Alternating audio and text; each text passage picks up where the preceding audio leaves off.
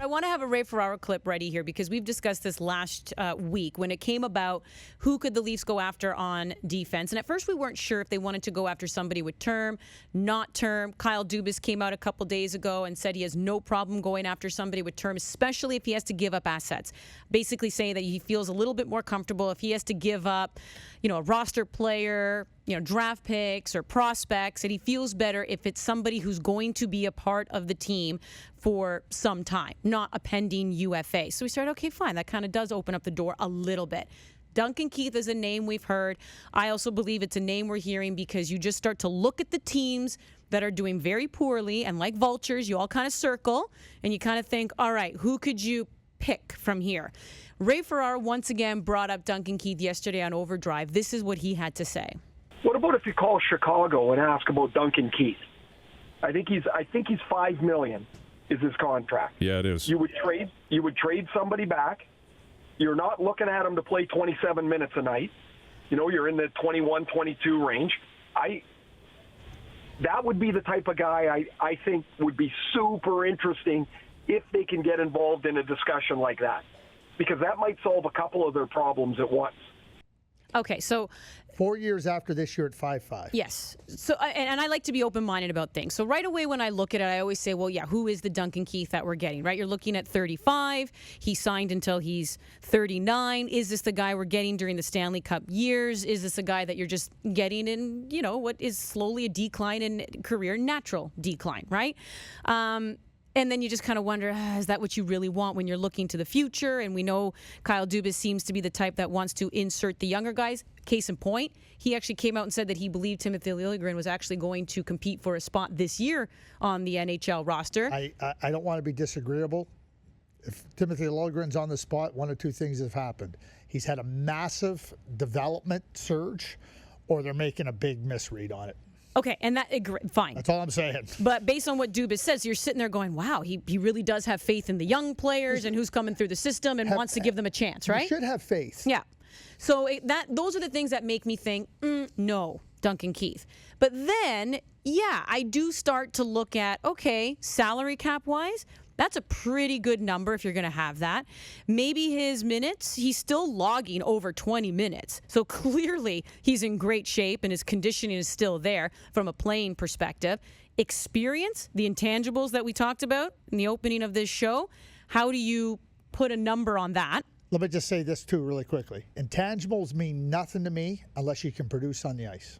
Okay. Because if it's all about intangibles, go sign Mark Messier. Arguably the greatest leader that ever played. If you can't play, the intangibles mean nothing. The Moose just comes in and gives the pregame pep speech all the time. Nothing. But here's the thing, right? Like, he has the experience. He knows what it's like to, here's a lull, or here's this, it's crappy time here, whatever. I can help you get out of it. Knows what it takes to win a cup, obviously. So you start to look, okay, fine.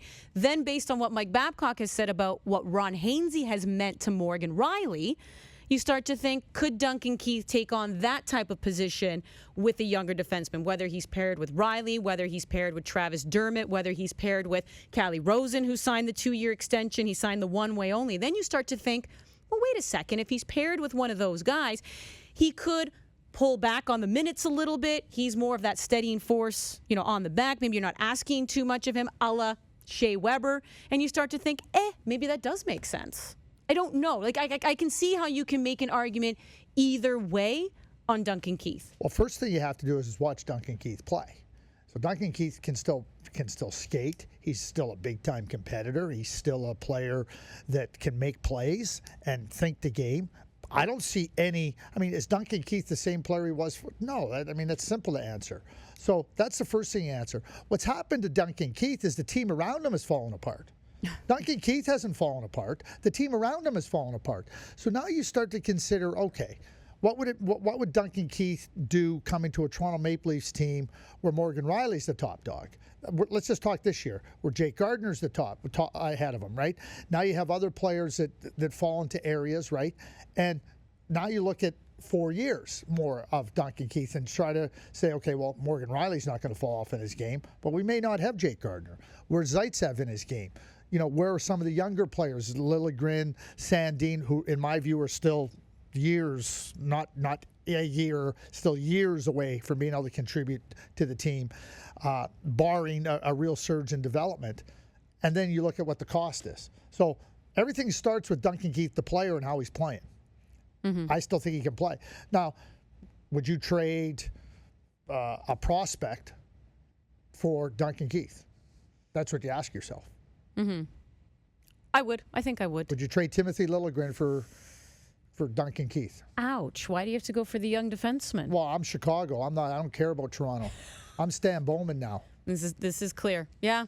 I'd have to weigh the pros and cons on that one. Yeah. And that's where so if you agree that the player can still play and you can support him and as he goes along in his career, it's very similar to what they did with John Tavares. We're going to commit to you for 7 years. Okay, what does that look like? How does it project out? Where are you going to be at when you're a little bit older? Do we still have the support around you? That's the thing for a player like Duncan Keith. And then you consider what the cost is.